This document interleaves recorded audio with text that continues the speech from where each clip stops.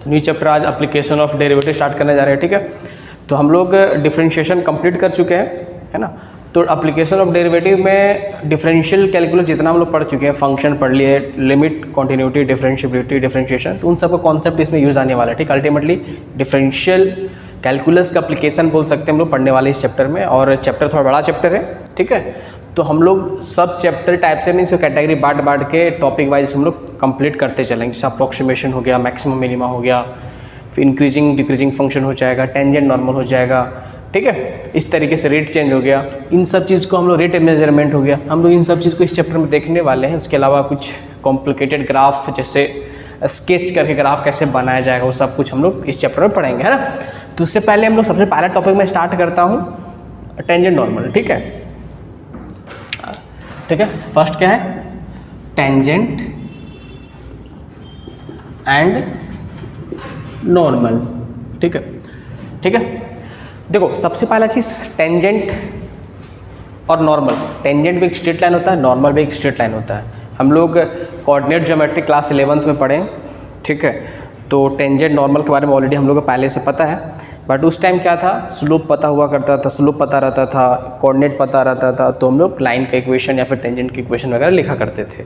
ठीक, उस time differentiation हम लोग पढ़े नहीं थे क्लास 11th में। ठीक है, तो वहाँ पर डिफरेंशिएशन dy/dx का यूज़ हम लोग नहीं करते थे उस टाइम पे। ठीक है, बट अब पढ़ चुके हम लोग, तो स्लोप निकालने के लिए मेरे को शायद फंक्शन को डिफरेंशिएट वगैरह करना पड़े। ठीक है, जो डिफरेंशिएट करके स्लोप निकालते हैं, सब कुछ हम लोग तो ऑलरेडी अब तक पता हो चुका है, क्योंकि हम लोग डिफरेंशिएशन भी कंप्लीट कर चुके हैं। ठीक है, तो सबसे पहले टेंजेंट की मैं बात करूं। ठीक है, तो सिंपल सी बात है, टेंजेंट क्या होता है, पहला चीज़, tangent is a straight line, straight line. ठीक है, नॉर्मल भी क्या होता है, नॉर्मल भी क्या होता है, एक स्ट्रेट लाइन होता है। ठीक है, जैसे देखो मान लिया कोई कर्व दे रखा है इस तरीके का। ठीक है, बताने में कोई ज़रूरत नहीं, क्योंकि हम लोग ऑलरेडी डिफरेंशिएबिलिटी में सब कुछ देख चुके हैं।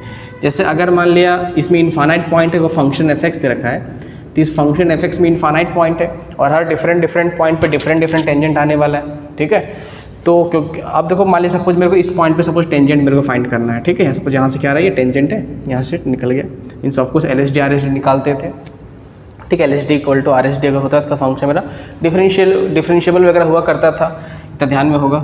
ठीक है, अब देखो मान लिया सपोज पॉइंट ए है, सपोज यहाँ पर पॉइंट M है, यहाँ पे पॉइंट क्या है, मान लिया N है ना। तो क्या हुआ, एक तरह से जैसे हम लोग करते क्या थे, इस कर्व पे चलते थे। ठीक है, तो ये क्या होगा, कर्व पे चलोगे, ठीक है, कर्व पे चलोगे, ठीक है, सेकेंड क्या हो जाएगा, एक तरह से यहाँ पहुँच गए इधर, और तो फिर से इस कर्व पे चलना स्टार्ट करोगे। मीन्स क्या हो रहा है, एक तरह से सपोज इसको तुम T1 बोल दिए, इसको क्या बोल दिए, T2 बोल दिए। मीन्स बोल सकते हो AM जो है किधर टेंस कर रहा है, ये T1 बन गया मेरा, देखो ये T1 बन गया, और इस कर्व पे चलने की कोशिश करो तो क्या हो जाएगा, ऐसा मूव करता जाएगा, ये मूव करता जाएगा। तो N और AN जो है किधर शिफ्ट कर रहा है, ये T2 की तरफ। अब ध्यान से अल्टीमेटली ये T1 और T2 क्या सेम लाइन हो गया। अब स्लोप निकालो किसी भी पॉइंट पे इस लाइन पे। ठीक है, मीन्स इधर लेफ्ट साइड का स्लोप और राइट साइड का स्लोप सेम हो गया। ठीक है, तो एक स्ट्रेट लाइन बनेगी, इसका स्लोप सेम हो चुका है। ठीक है, और सब कुछ ए का कोऑर्डिनेट मान लिया अल्फा कॉमा बीटा हो जाता है। ठीक है, मीन्स अल्फा कॉमा बीटा इस कर्व पे लाई कर रहा है। ठीक है, और सपोज इस लाइन का स्लोप क्या हो गया, मान लिया स्लोप इसका कितना हो गया, स्लोप जो मेरा आ गया M आ गया।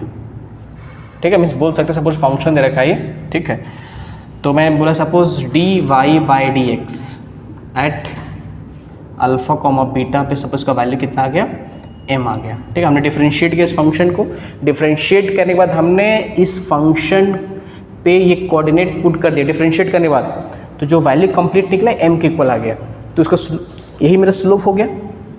हम लोग डिफरेंशिएशन देख चुके हैं सब कुछ। ठीक है, इस तरीके से मेरे को अगर पॉइंट पता चल जाए, स्लोप पता चल जाए, ठीक है, तो हम लोग लाइन का इक्वेशन दैट मीन्स टेंजेंट की इक्वेशन लिख सकते हैं। ठीक है, पहले हम लोग 11th में क्या करते थे, मेरे को स्लोप पता होता था तो इक्वेशन ऑफ लाइन जो हम लोग लिखते थे, इक्वेशन ऑफ लाइन या फिर टेंजेंट जो बोलो।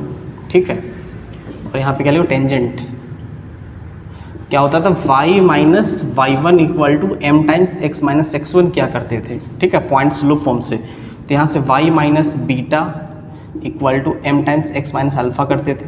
ठीक है, बट अब क्या चीज़ है, डिफरेंशिएट वही सेम चीज़ है, तुम ऐसे भी लिख सकते हो इस चीज़ को, y - बीटा सपोज डिफरेंशिएट मैंने किया dy/dx अल्फा कोमा बीटा पे स्लोप आ चुका है और एक्स माइनस अल्फा, एक ही बात है, ठीक है।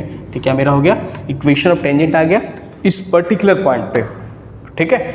अब सवाल आता है नॉर्मल क्या होता है, थोड़ा समझ लो, ठीक है। तो नॉर्मल क्या, हर परपेंडिकुलर लाइन टेंजेंट पे जितने परपेंडिकुलर लाइन होता है क्या सब नॉर्मल होता है? जिसका आंसर बिल्कुल नहीं। जिस पर्टिकुलर पॉइंट पे टेंजेंट मेरा बना है, जैसे इस पॉइंट पे, ठीक है, तो यहीं से एक परपेंडिकुलर लाइन ड्रॉ करो। बात समझ में आ रहा है?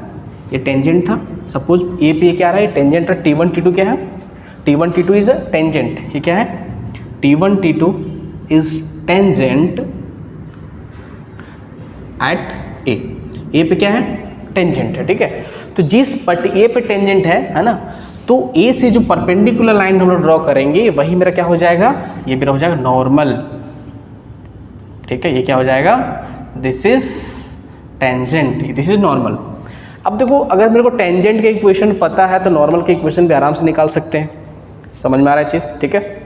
देखो ऑफ कोर्स नॉर्मल भी एक स्ट्रेट लाइन ही है और नॉर्मल भी ए से पास कर रहा है which is alpha comma beta.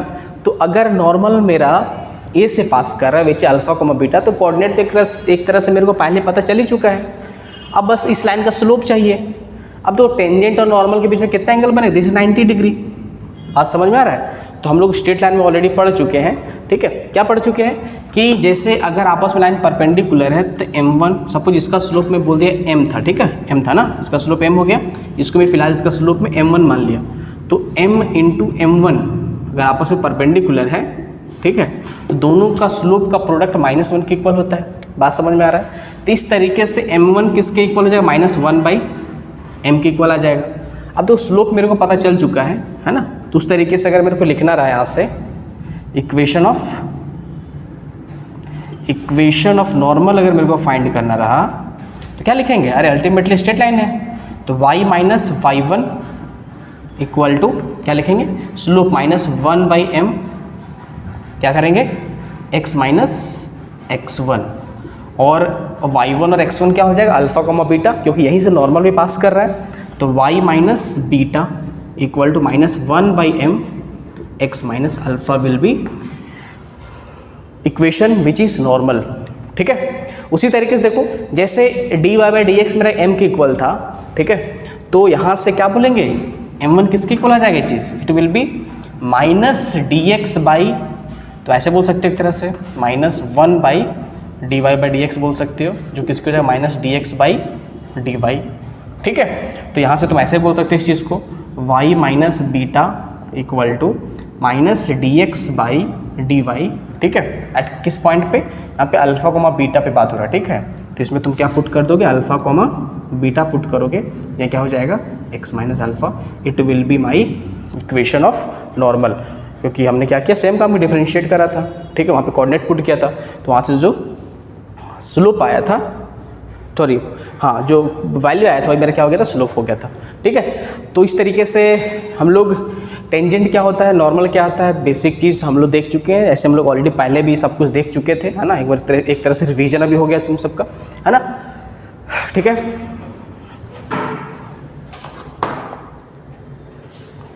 हाँ,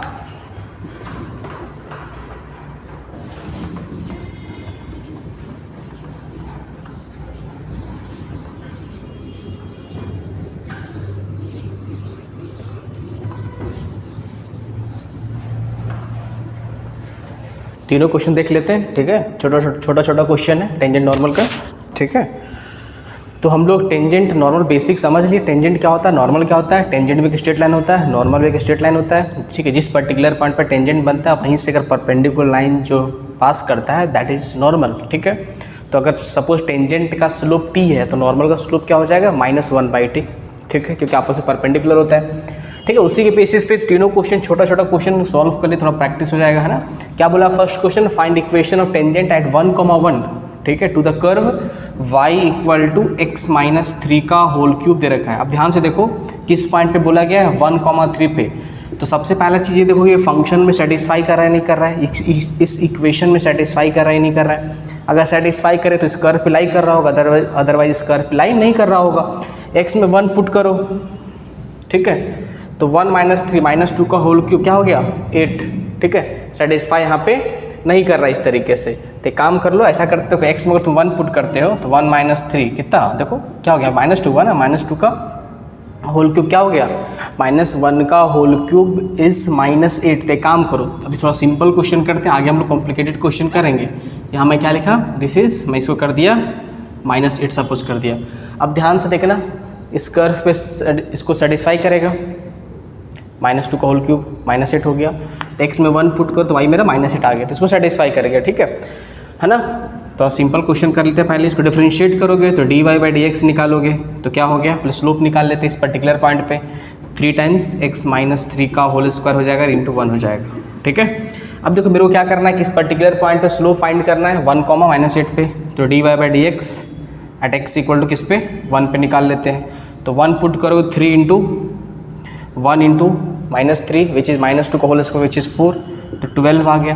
तो स्लोप मेरा कितना आ गया, 12 आ गया, ठीक है। स्लोप पता चल चुका है, अब मेरे को इक्वेशन ऑफ टेंजेंट फाइंड करना है, इक्वेशन ऑफ टेंजेंट, ठीक है।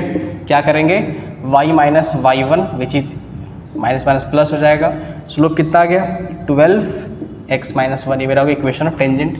अगर इक्वेशन ऑफ नॉर्मल फाइंड करना होता तो क्या करेंगे, पलट के साइन चेंज कर देंगे स्लोप को नॉर्मल के लिए, तो उसके लिए क्या होता है y + 8 - 1/12 x - 1, स्लोप मैंने पलट दिया, साइन चेंज कर दिया, ठीक है। तो मेरा क्या होता है, इस पर्टिकुलर पॉइंट पर अगर ये टेंजेंट का इक्वेशन, तो ये मेरा क्या हो जाएगा, नॉर्मल का इक्वेशन हो जाएगा, ठीक है। तो इस तरीके से मैंने फर्स्ट क्वेश्चन को सॉल्व कर लिया। सेकेंड क्वेश्चन देख लो,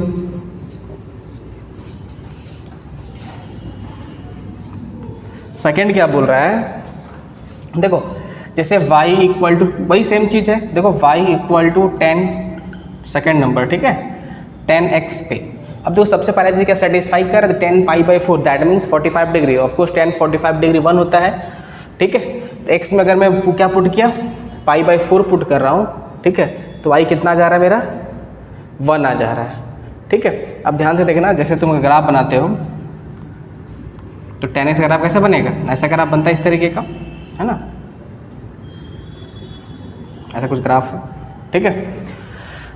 देख लो, तो y में 10 अगर तुम π/4 पुट करते हो तो किसके इक्वल, 1 के इक्वल आ गया, तो x π/4 पे y मेरा 1 आ गया, सीधी सी बात है। यहाँ पे π/2 यहाँ होता है ना, और यहाँ पे क्या होता है π/4 होता है, तो तुम π/4 करो तो y मेरा 1 आ जा रहा है, तो ऐसा कोऑर्डिनेट होगा π/4, 1, यहाँ से टेंजेंट ऐसा कुछ पास कर रहा है, उस टेंजेंट का मेरे को इक्वेशन फाइंड करना है, ठीक है। तो वही सेम काम, पहले स्लोप निकाल लेते, कोऑर्डिनेट तो मेरे को पता ही ऑलरेडी, तो dy/dx करोगे, ठीक है। क्या 10x का डिफरेंशिएशन क्या होता है, sec² x होता है। अब मेरे को क्या करना है, dy/dx क्या किस पे, at x equal to π/4 put करो, तो sec π/4 कितना होता है, ऑफकोर्स √2 होता है, तो √2 का होल स्क्वायर हो जाएगा, क्योंकि होल स्क्वायर लिखा हुआ है ना, तो 2 के इक्वल आ गया। तो स्लोप मेरा कितना आ चुका है, 2 आ चुका है, और कोऑर्डिनेट तो मेरे को पता ही है π/4, 1 है, ठीक है। तो उससे कर लोगे इक्वेशन ऑफ टेंजेंट क्या हो जाएगा मेरा, ऑफकोर्स y माइनस कितना है 1 equal to 2 times x minus π/4, ये मेरा हो गया इक्वेशन ऑफ टेंजेंट नॉर्मल। फिर से वही काम करो, -1/2 लिखोगे यहाँ पे तो क्या हो जाएगा, इक्वेशन ऑफ नॉर्मल आ जाएगा मेरा, ठीक है। तो इस तरीके सेकंड भी हमने कर लिया। थर्ड नंबर देख लो,